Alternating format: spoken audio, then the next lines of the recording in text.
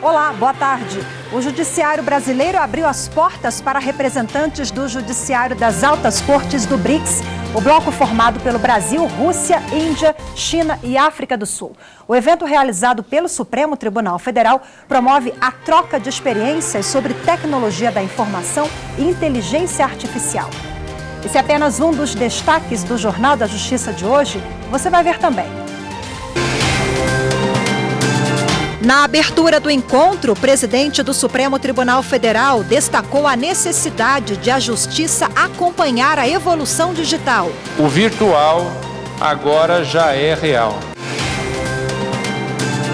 Concorrência desleal. Empresa de colchões é condenada a pagar concorrente por uso de marca. Juiz de primeira instância do Tribunal de Justiça de São Paulo entendeu que houve má-fé. E ainda série Novos Homens, a importância da paternidade na formação dos filhos. Ser pai é participar dos cuidados diários do filho, compartilhar com a mãe as responsabilidades domésticas.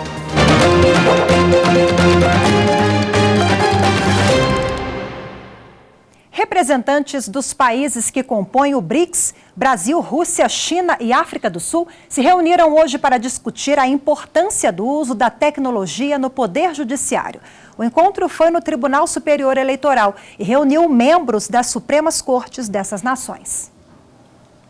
A ministra Rosa Weber, presidente do TSE, abriu o seminário e falou de duas experiências brasileiras de sucesso: a urna eletrônica e o cadastramento biométrico da Justiça Eleitoral, medidas que deram mais segurança e agilidade às eleições no país. Temos trilhado no Brasil um longo caminho na construção de um processo eleitoral seguro, buscando as melhores práticas de gestão a partir de soluções tecnológicas inovadoras, pautadas na qualidade e na transparência. No painel de abertura, o ministro Dias Toffoli, presidente do STF e do CNJ, lembrou que o Supremo tem trabalhado para ser uma corte cada vez mais tecnológica. O virtual agora já é real. Nesse cenário, impõe-se ao Poder Judiciário o desenvolvimento e aprimoramento contínuos de ferramentas, práticas e soluções que promovam o total ingresso do Judiciário na era digital. O ministro lembrou os resultados positivos apresentados pelo STF. 94% dos processos já tramitam em meio digital. E de janeiro a outubro, os ministros do Supremo julgaram quase 11 mil ações pelo plenário virtual. A ideia do seminário é que cada uma das altas cortes do BRICS apresente alternativas para aprimorar a atividade judicial nos países do grupo, tanto no controle de processos quanto para facilitar o acesso da população ao sistema de justiça. Para que avancemos nessa seara, precisamos estar sempre em diálogo, trocar experiências, compartilhar êxitos e desacertos. Foi o que fez a Rússia ao lançar o portal E-Justice, que hoje recebe mais de 20 mil visitas por dia. Pelo celular, o cidadão, o advogado e o servidor do governo podem pesquisar informações sobre processos e jurisprudências. Além disso, parte das audiências da Suprema Corte passaram a ser feitas por videoconferência, já que o país possui 4 fusos horários diferentes. Esta implementação permite a melhor materialização do direito de exercer o direito de defesa perante o Tribunal, artigo 52 da Constituição. O plenário do Supremo Tribunal Federal suspendeu nesta quinta-feira o julgamento das ações que discutem a prisão após condenação em segunda instância. Até o momento, 7 ministros já votaram. O placar está em 4-3. Por enquanto, está na frente o entendimento de que, confirmada a condenação em segunda instância, a prisão pode ser imediata. O quarto a votar assim foi o ministro Luiz Fux, durante a sessão dessa quinta-feira. Ele destacou que não seria o momento para mudar essa decisão e ainda que a presunção de inocência não está ligada à prisão. A interpretação da presunção de não culpabilidade sociedade não pode perder de vista nosso próprio ordenamento. Nosso país tem um intrincado sistema judiciário. Na base, há 2 instâncias com ampla competência para análise dos fatos e do direito. Justiça é cega, os juízes não são. Será que nós estamos falando aqui de réus pobres? Só a Defensoria Pública que veio aqui sustentar. E também por dever de ofício para se acoplar ao ideário da advocacia, que é lutar pelas garantias. Eu não critico. Entendo que os advogados estão no seu papel. Mas, evidentemente, senhor presidente, os crimes que nós temos assistido e que são cobertos pela presunção de inocência não são crimes de pessoas humildes. As pessoas humildes, senhor presidente, elas não gostam de ficar devendo. Elas se preocupam, eu vou levantar o meu FGTS para pagar as dívidas que eu tenho ali na esquina, na padaria, na loja que me vendeu a geladeira. Não é deles que nós estamos tratando. Nós estamos tratando de pessoas que até podem não ter condições, mas que foram condenadas em segunda instância por aqueles delitos que nós analisamos na nossa turma diuturnamente por condenações em segunda instância, em que sempre fica em jogo essa questão da execução provisória. Já os ministros Ricardo Lewandowski e Rosa Weber concluíram que é necessário aguardar o julgamento de todos os recursos possíveis, questionando a condenação para permitir a prisão. Minha leitura constitucional sempre foi e continua a ser exatamente a mesma. A sociedade reclama, e com razão, que o processo penal ofereça uma resposta célere e efetiva. Tal exigência, no entanto, não pode ser atendida ao custo da supressão das garantias fundamentais asseguradas no texto magno. Garantias estas lá encartadas para proteger do arbítrio e do abuso os membros desta mesma sociedade. Não se pode fazer política criminal contra o que dispõe a Constituição, mas sim e sempre com amparo nela. Ora, os constituintes de 1988 atribuíram ao Supremo Tribunal Federal inúmeras e relevantíssimas atribuições, dentre as quais a mais importante é a guarda da própria Constituição, conforme assentado com todas as letras em seu artigo 102. O presidente do Supremo, ministro Dias Toffoli, informou que, como divulgado em abril deste ano, o calendário do segundo semestre não previa sessões na semana que vem, já que todo mês há 2 extraordinárias para compensar esse período. Ele indicou que na próxima segunda-feira vai anunciar quando será retomado o julgamento dessas ações e que possivelmente pode ser no dia 6 ou 7 de novembro. O dono de uma casa de bingo em Manaus foi condenado a reconhecer o vínculo de emprego de um ex-segurança do local. O caso foi julgado pela 3ª turma do Tribunal Superior do Trabalho. O Tribunal Regional do Trabalho da 11ª Região, que abrange Amazonas e Roraima, reformou a sentença e condenou a empresa de bingo ao pagamento de indenização ao segurança equivalente às verbas rescisórias de contrato válido. O segurança ajuizou a reclamação trabalhista com o pedido de reconhecimento do vínculo de emprego com a Interplay Jogos Eletrônicos, onde trabalhou por 1 ano. Em defesa, o dono do bingo sustentou que o empregado era maior de idade e sabia que a atividade é ilícita.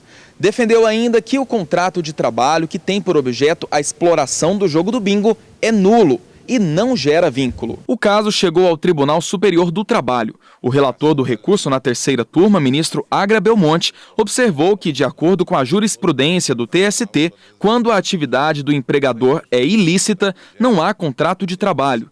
No entanto, explicou que existem casos em que, apesar da ilicitude do negócio, o serviço prestado não diz respeito diretamente ao seu desenvolvimento. Para o ministro, negar a proteção do direito a esses trabalhadores seria injusto perante a ordem jurídica, porque corresponderia a beneficiar o empresário que atua ilegalmente, sonegando direitos trabalhistas. Assim, o relator seguiu o entendimento do regional e condenou a empresa ao pagamento de indenização, equivalente a uma rescisão de contrato. A decisão foi unânime. E no próximo bloco, guerra comercial. Como detectar concorrência desleal. Esse assunto para daqui a pouco. Continue com a gente, eu volto já. É um direito do cidadão na busca dos seus interesses.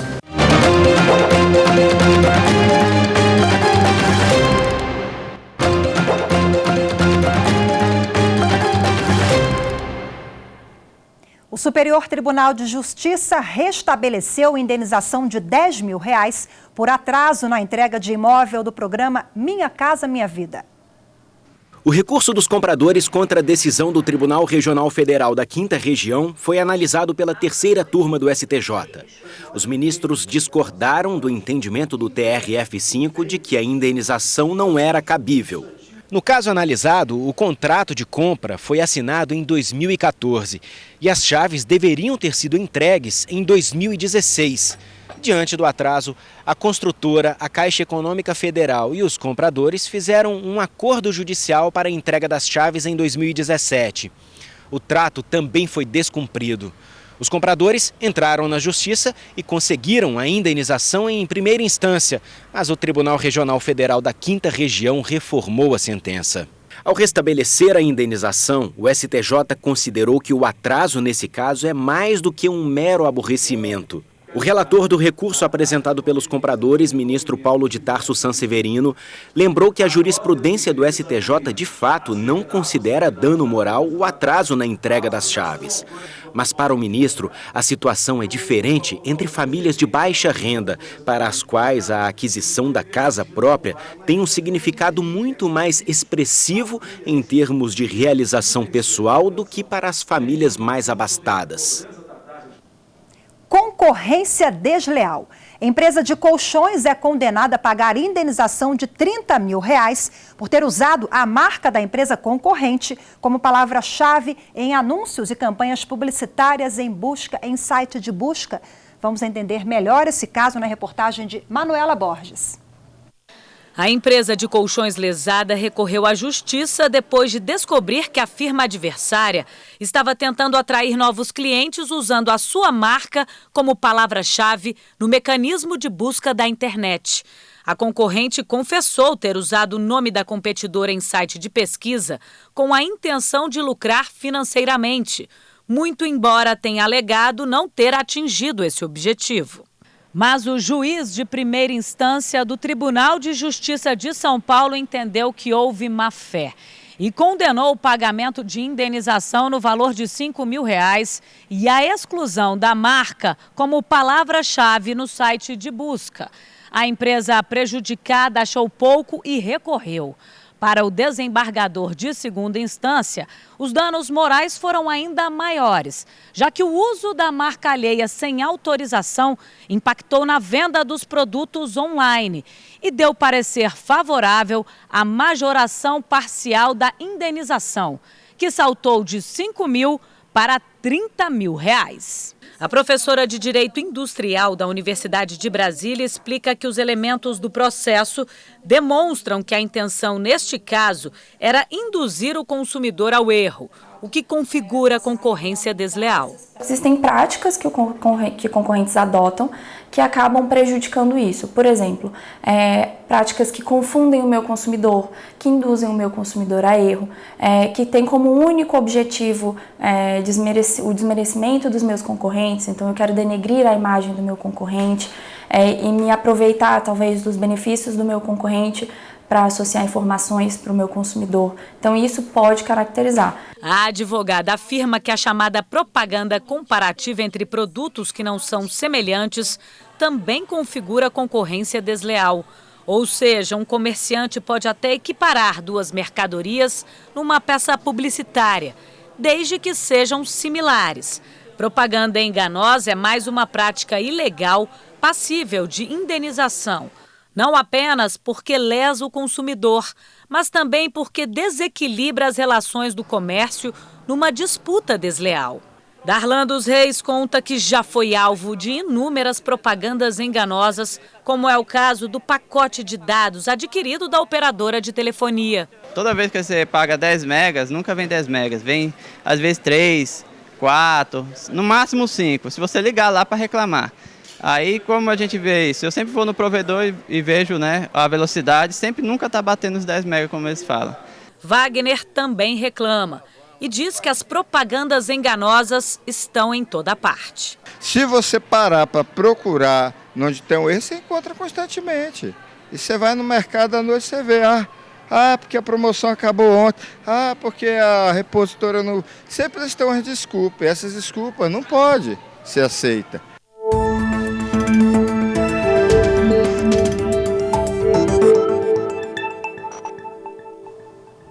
E para dar continuidade ao assunto, eu recebo agora aqui no estúdio a advogada Aline Crivellari. Aline, boa tarde para você. Muito obrigada pela presença. Boa tarde, Rafa. Obrigada. Eu agradeço o convite. Bom, Aline, a concorrência desleal é uma questão bem ampla, que gera aí alguma confusão, dúvidas dos consumidores, né? Eu queria que você explicasse para a gente qual é o principal fator que desencadeia essa irregularidade.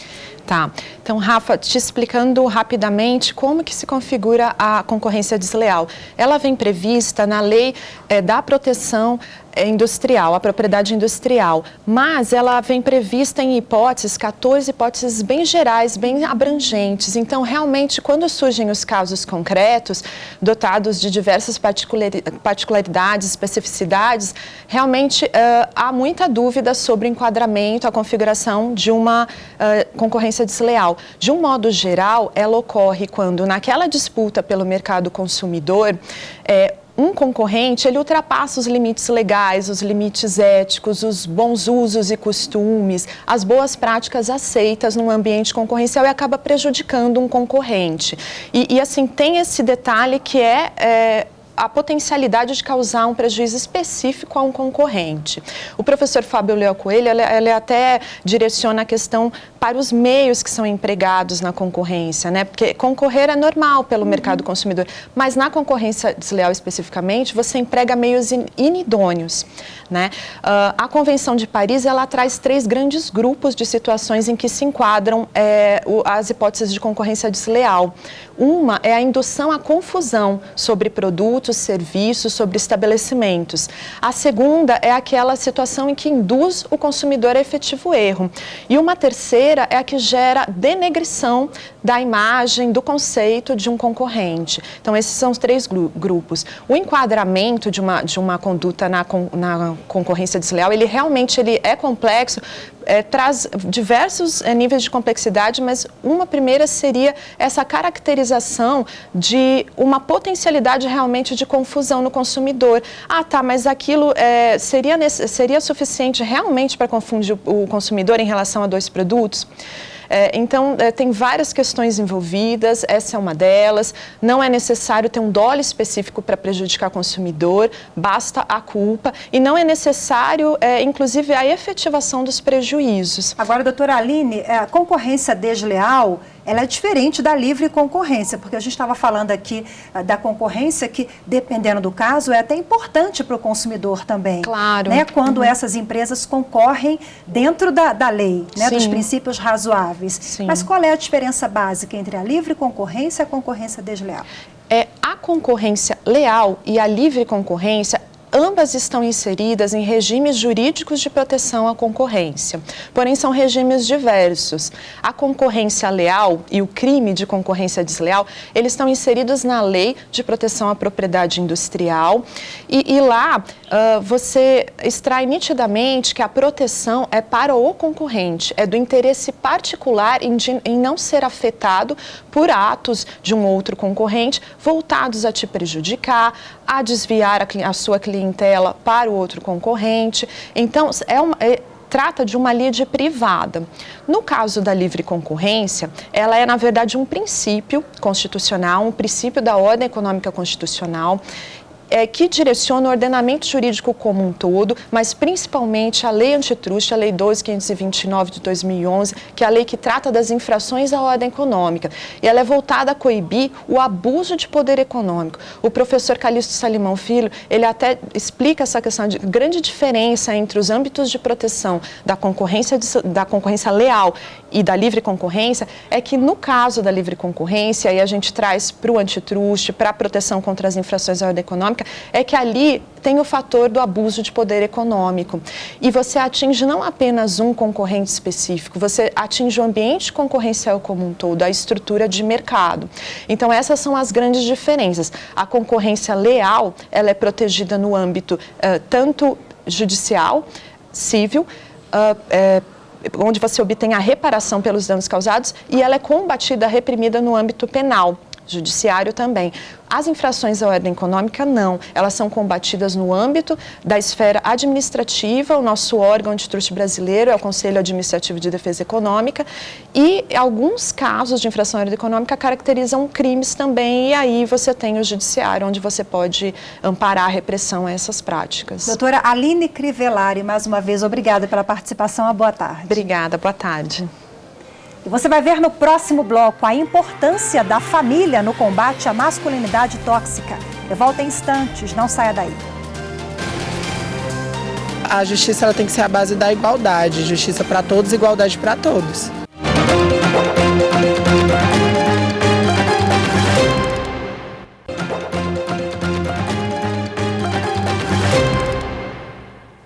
Nos últimos 4 dias, você acompanhou em nossa série de reportagens Novos Homens, que a chamada masculinidade tóxica envenena relações e leva à violência contra outros homens, contra as mulheres e até mesmo contra si mesmo.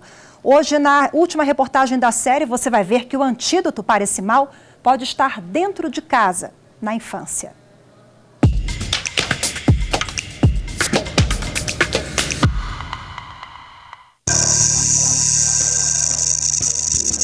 Para muita gente, só essa imagem já causa aflição. A ideia de uma picada de cobra assusta. O medo é natural.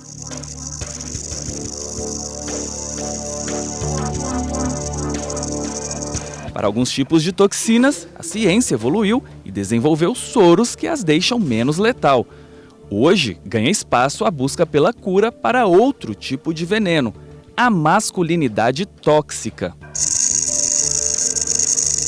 O termo não é velho, mas é bem conhecido pela juíza Fabriciane Zapata, que coordena o núcleo jurídico da mulher no Tribunal de Justiça do Distrito Federal e Territórios. Casos de violência de gênero e a cultura machista fazem parte da rotina da magistrada. A gente tem usado bastante esse termo da masculinidade tóxica, porque o objetivo não é afastar as masculinidades. O problema é quando ela se torna tóxica. O problema é o incentivo exagerado, o incentivo a todo tempo a que homens provem a sua masculinidade através da agressividade, através do confronto, através da imposição. A definição já chegou aos tribunais, mas é dentro de casa que pode estar parte da solução desse problema. A paternidade ativa compõe o antídoto contra essa toxicidade que envenena homens e suas relações. O assunto é tão importante que até virou pauta do Unicef. O fundo criou um guia sobre como ser um pai participativo. Desconstrói a ideia de ser apenas um provedor. Ser pai é participar dos cuidados diários do filho, compartilhar com a mãe as responsabilidades domésticas, cobrar quando necessário, mas sem abrir mão de momentos de lazer, que são importantes na construção da memória afetiva. Durante 8 anos, o Marcos trabalhou em 2 empregos. Também foi membro participativo das academias de jiu-jitsu e o tempo ocioso que tinha era dedicado aos amigos. Aí veio a vontade de ser pai. Não foi bem no mesmo momento em que a Jamile, esposa dele, estava com desejo de ser mãe. E ela logo abriu o jogo com ele. Se você estiver disposto a abrir mão de tudo, abrir mão dos seus amigos, abrir mão da luta e de momentos que a gente tinha, ok, vamos ter um filho. Desafio proposto, desafio aceito. A paternidade foi um fato transformador na vida do Marcos, que procurou dar ao filho o que não teve na infância. O avô de Marcos o criou no interior do Nordeste. Por necessidade e por questões culturais, demonstrações de amor não eram incentivadas. Meu avô me ensinou a ser duro. Meu avô, ele não me falou o que era rir. Ele não me ensinou o que era chorar, porque eu não podia chorar. Esse modelo que afasta os homens de atividades domésticas e de criação dos filhos é parte da criação patriarcal, onde cabe à mulher a responsabilidade sobre o sucesso da família. Os homens foram alijados desse papel de cuidadores e esse papel de cuidador foi deixado exclusivamente para a mulher. Não nessa casa. Envolvido no processo antes mesmo da Jamila engravidar, o futuro papai se dedicou. Estudou sobre como ser presente, acompanhou consultas pré-natal. Hoje a Tarsila já tem 5 anos e até ganhou um irmãozinho, Ravi, que tem 1 ano. Apesar da criação sisuda, o Marcos garante que com Ravi a coisa vai ser bem diferente. Ele quer chorar, então chora então. Quando ele se acalma, a gente pergunta o que é que ele tem, o que é que ele quer. Um homem sensível e disposto a se tornar um pai participativo é a chave para uma sociedade menos violenta e uma família mais feliz. Isso muda tudo. Isso muda os laços, isso muda o futuro, isso muda a forma com que o homem vai ver os filhos e com que o homem vai ver a mulher.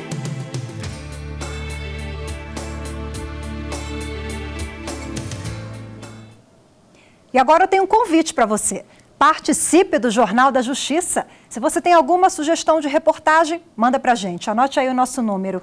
É 61992606116. O nosso WhatsApp é 61992606116.